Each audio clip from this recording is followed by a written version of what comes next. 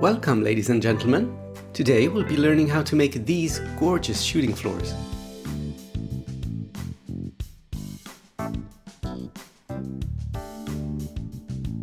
They're kind of like these ancient and outmoded door peaks, which you'll never build again after watching this here tutorial, but in this case the gaps are small enough that you don't need doors. They're just too small to push through, which also means they upgrade extremely well. Most importantly, however, they're just excellent peaks. Oh, and as a nice bonus on top, the roof peaks they create are probably even nastier.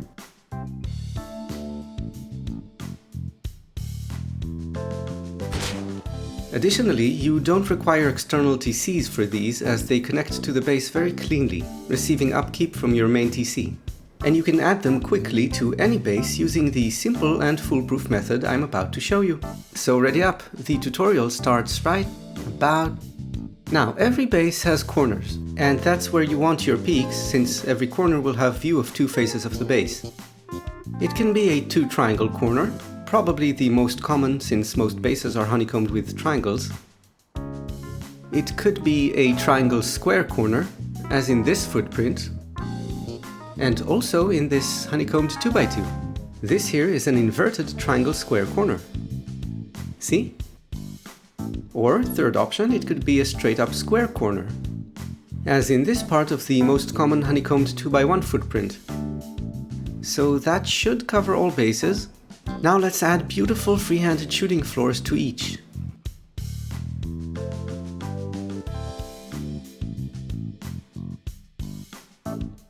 Alright, so triangle corner is actually the most complicated one. What you do is you add a twig triangle and square here. Then on the square, two low walls facing away from the base. Now crouch here and aim exactly at the center of this triangle, where the two low walls meet. Being very careful not to move your mouse, demolish, take a tiny step back, and place. Now on this free-handed foundation and looking towards the base, turn left, add 3 triangles, demolish, then 1 square, and finally these permanent foundations. I find that 1 foundation isn't enough because people try to soft side them. Next, add a frame here, and you'll see that it has above 70% stability, meaning that it's connected to the main base. See? Connected. This means that the shooting floor will get upkeep from the base and not decay. But add your shooting floor supports here, away from the base wall so they're less likely to get rocket splashed. And just complete the shooting floor like so.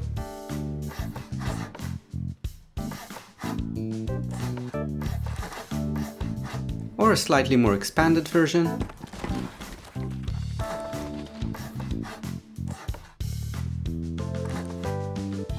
Good, good! Now as for roof peaks, mixing and matching triangle and straight roofs will usually get you something nice.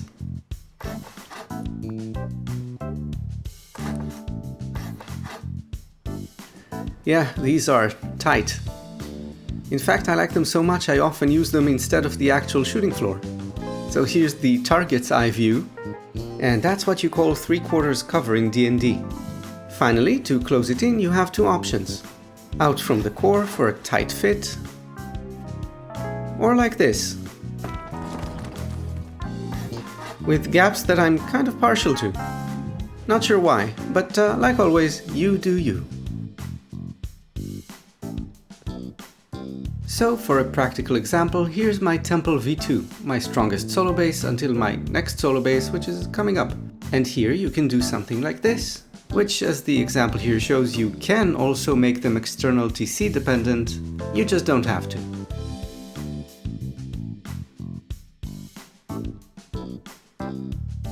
With the triangle square corner, we start the same. You start with a triangle and a square, low walls, aim for center, demolish, a tiny step back, and place. But this time we build back just a square and a triangle. Connect for upkeep, add supports, and complete the shooting floor.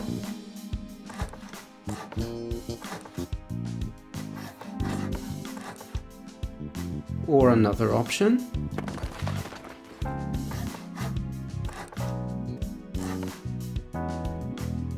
now consider this honeycombed 2x2.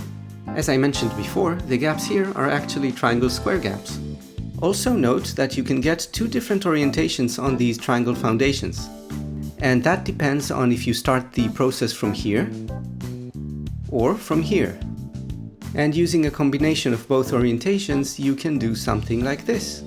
And yes, there is such a thing as too many peaks. A shooting floor that's too open puts you at a disadvantage. But I'm just demonstrating what's possible with this technique. As always, you do you.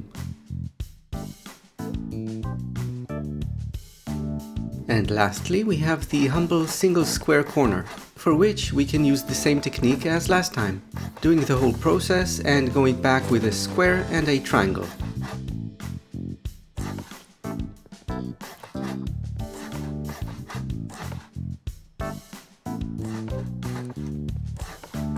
And that's a free-handed shooting floor. Now here's another point of interest. You see, many bases that have square corners, such as this honeycombed 1x1 or this common honeycombed 2x1 footprint, utilize roof pieces for cost-efficient honeycombing, which is an issue because connecting to the base here will cause this to happen.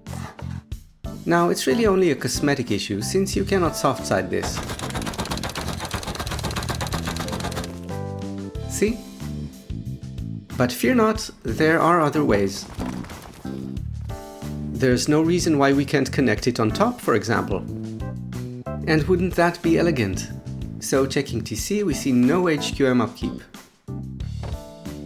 These foundations, however, are HQM. Let's connect the shooting floors to the base up here. It's just so clean. And there you go. So, beautiful shooting floors which are easy to make, connect super cleanly to any base. They can attach to your core footprint or to your multi-TC shell as an integrated part. They combine very nicely with actual wide gaps. This is my new solo base shooting floor, by the way. And really, that's only the beginning. And I say that because what I showed you today is pretty much the tip of the iceberg for this technique. Maybe I'll do a follow-up video at some point showing just how elaborate you can get.